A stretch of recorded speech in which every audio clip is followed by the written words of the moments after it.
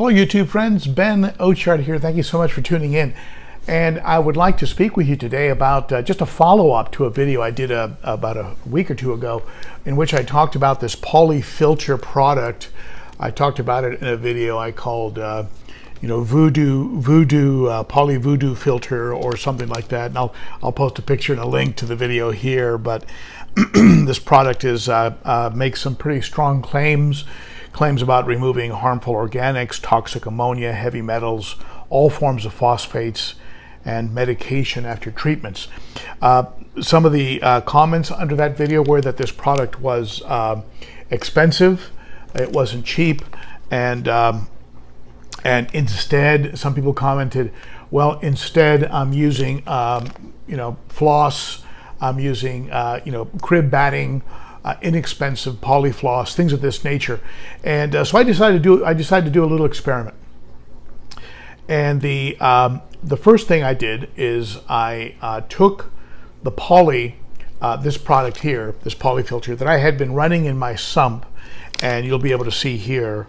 I took that product and removed it from where I placed it in the sump, where it had been for about a week. And you can see by looking at this video that it is very it's very dark. It's obviously has attracted a lot of detritus and a lot of waste, and it has completely changed color. Some people suggested under the original video that it should be left in place until it's black, completely black. So what I did is I went ahead and I put in place some pinky filters, some of this product here, which is just a very common floss, a very different type of product, not as firm and hard. You can't really do this with the poly. This product here is very stiff, it's very hard, very dense, and this product, of course, is very soft. And I put this in place in the sump, and what ended up happening is after a comparable number of days, you can see here in the video, I noticed that the poly was still looking pretty white, pretty clean. And what that tells me is that what I have here are really two different products, very different products.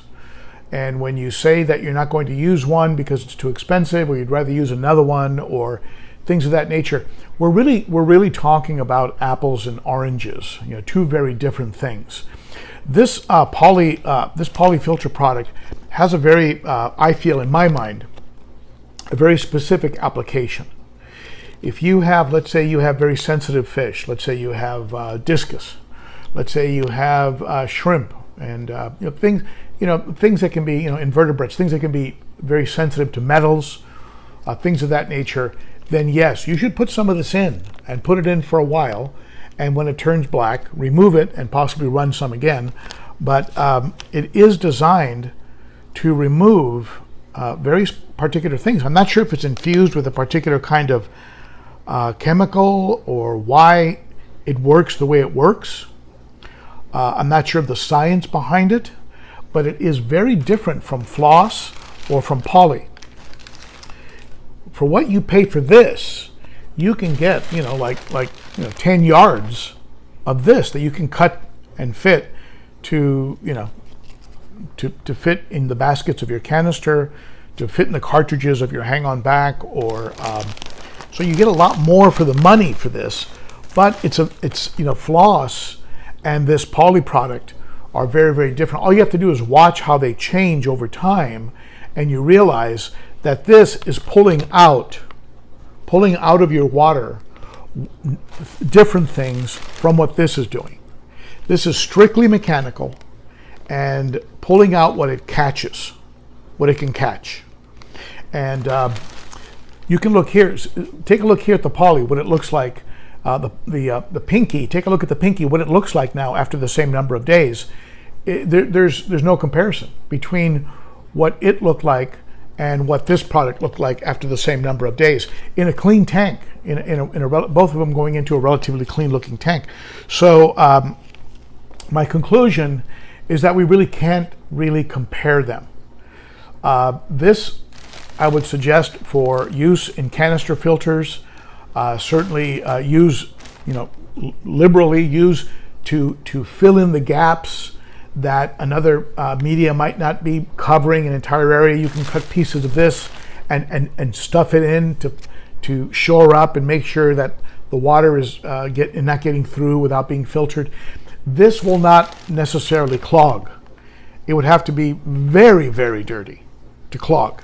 This clogged up in my sump. I put it under the where the hose, where the plumbing dumps water into the sump behind me.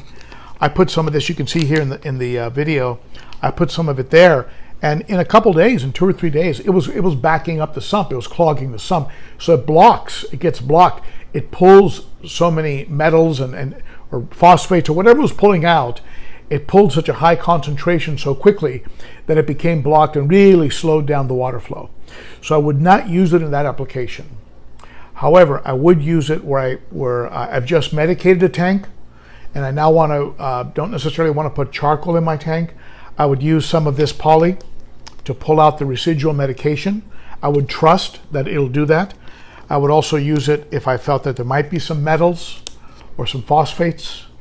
If you had an algae bloom that was an indication of certain phosphates, I think this would be a good product to drop into the tank.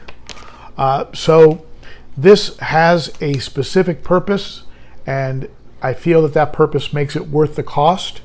I wouldn't use it all the time in all my filters. I just wouldn't.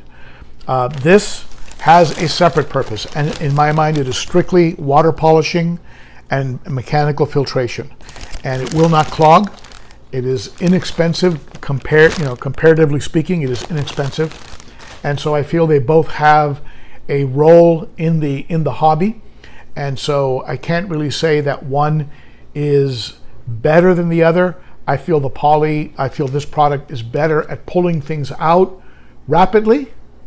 I feel that this is better as a long-term addition to a filter because it will not clog and is inexpensive, so you can swap it out. Like I'll open up my Fluval once a month and swap out the disc of poly, of pinky that I have at the top of the top basket. I'll swap that out every month, and the cost is almost immaterial. You just cut these pre-shaped and you just put it in and kind of forget about it for a few weeks. It doesn't necessarily clog up. If you let it go for 6 weeks, 8 weeks, yeah, you might have a clog up problem. If I did that with a piece of this, I'd be clogged up probably in 4 days, 5 days. In something like a Fluval, I would have a very reduced flow, and so the very thing that shows that it's so effective is also why I wouldn't recommend it in long-term applications in high-flow filtration systems. So that's my 2 cents on comparing these. I'm pretty sure that regular crib batting and floss that you can pick up at any fabric stores, things like that, Walmart, that would probably fall in the same category, and I would come to the same conclusions as I've come to today, and it would fall in the category of the pinky. And so there you have it. Those are my 2 cents.